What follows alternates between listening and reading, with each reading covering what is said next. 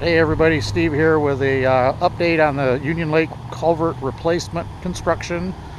They've assembled some equipment and some material, looks like break wall material, but nothing really has went on yet. I know they were lowering the lake, but we've had multiple inches of rain in the last couple of weeks, so that may have delayed their efforts.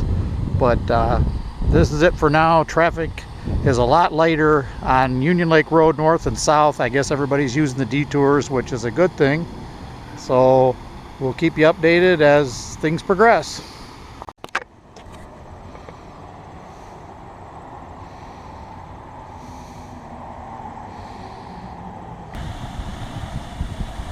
These are the culverts that will be replaced under Union Lake Road. As you can see, the water level is just above 927 feet above sea level.